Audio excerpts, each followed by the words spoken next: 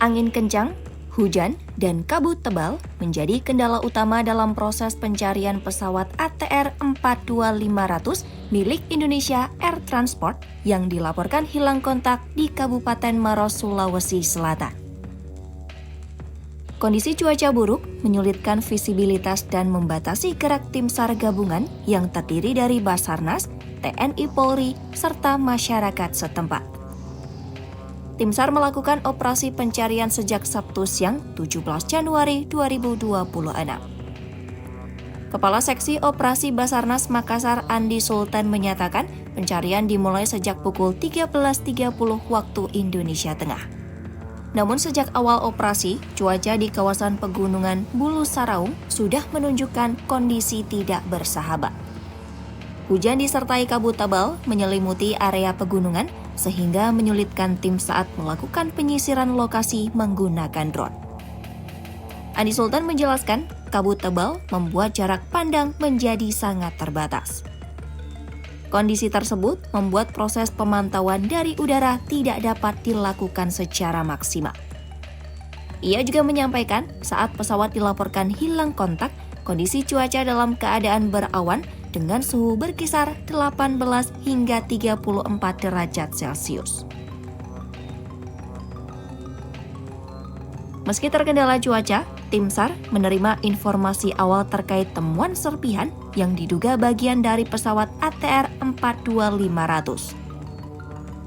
Kepala Kantor Basarnas Makassar Muhammad Arif Anwar menyatakan, tim telah menerima laporan bahwa serpihan tersebut diduga telah ditemukan di sekitar lereng Gunung Bulu Saraung.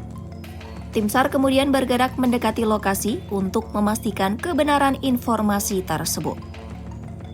Informasi awal menyebutkan serpihan diduga pesawat berada di rumah kepala dusun di wilayah Gunung Bulu Saraung. Namun proses verifikasi masih terus dilakukan mengingat kondisi medan dan cuaca yang terus berubah. Kondisi cuaca buruk tidak hanya menghambat pencarian visual, namun juga berdampak pada proses penentuan titik lokasi. Muhammad Arif Anwar menjelaskan, alat pemancar darurat pesawat atau Emergency Location Transmitter tidak terdeteksi menyala. Kondisi tersebut menyulitkan tim SAR gabungan untuk menentukan posisi pesawat secara akurat. Dalam kondisi seperti ini, tim SAR harus mengandalkan informasi lapangan serta penyisiran manual di medan pegunungan. Kepala Badan SAR Nasional, Marsikal Madya Muhammad Syafi'i menyatakan pencarian melalui jalur udara belum dapat dilakukan secara maksimal. Syafi'i menjelaskan pesawat pencarian berulang kali harus masuk dan keluar dari awan tebal.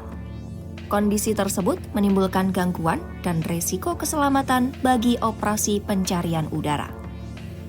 Oleh karena itu, pencarian menggunakan pesawat diputuskan untuk dihentikan sementara. Faktor minimnya cahaya pada malam hari juga menjadi pertimbangan utama dalam penundaan operasi udara.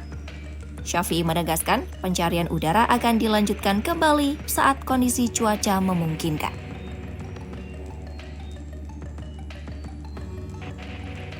Sementara itu, di tengah kondisi cuaca yang tidak bersahabat, tim SAR gabungan bersama masyarakat terus melakukan pencarian melalui jalur darat. Pencarian difokuskan pada area pegunungan dan lereng Gunung Bulu Saraung. Tim menyusur medan terjal dengan visibilitas terbatas sambil menunggu kondisi cuaca membaik.